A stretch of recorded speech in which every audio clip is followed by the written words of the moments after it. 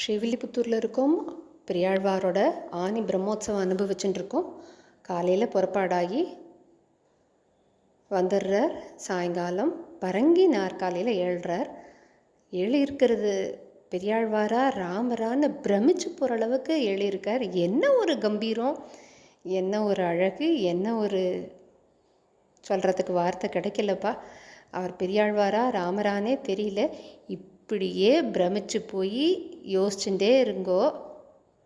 கையில் வில் என்ன, இது என்ன, உட்காந்துருக்கிற போஸ் என்ன, அப்பா கண் மனமும் நிறைஞ்ச பெருமாளாட்டம் இருக்கார் ஆழ்வார். இன்னைக்கு பிரமிச்சு போயிட்டே இருப்போம்.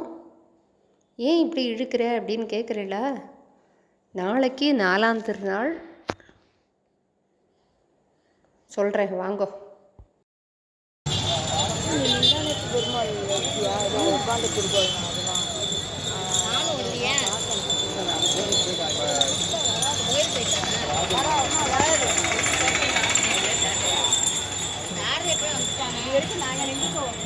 எல்லாத்தையும் கல்யாணத்துக்கு அங்கே வந்தால் ட்ரெயினில் உள்ளே உட்காண்டதுன்னு நான் சொன்னேன். ட்ரெயின் அப்படி வரும்போது முன்னாடி இருந்து செல்ஃபி எடுத்துப்பாங்க இல்லையா,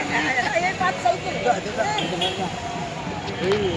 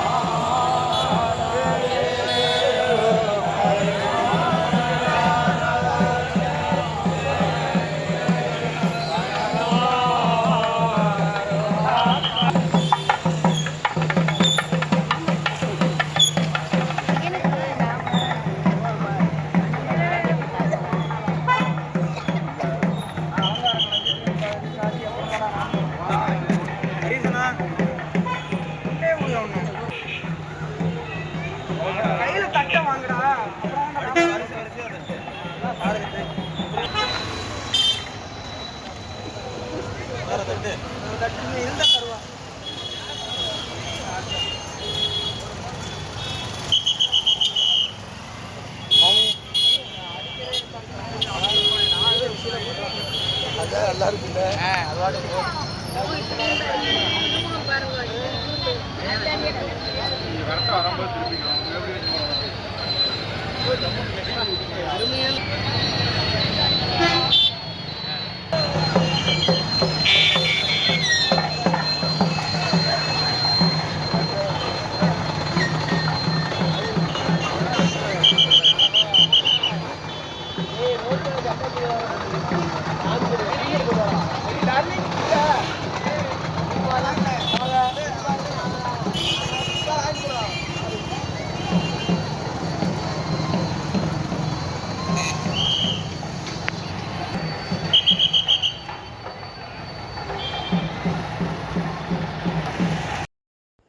ராத்திரி ஆழ்வாரோட வீதி பொறுப்பாடும் பரங்கி நாற்காலியில் அழகாக சேவித்தோம். கொடையோடு நின்ன அழகு, பரங்கி நாற்காலி எல்லாம் சேவித்தோம்.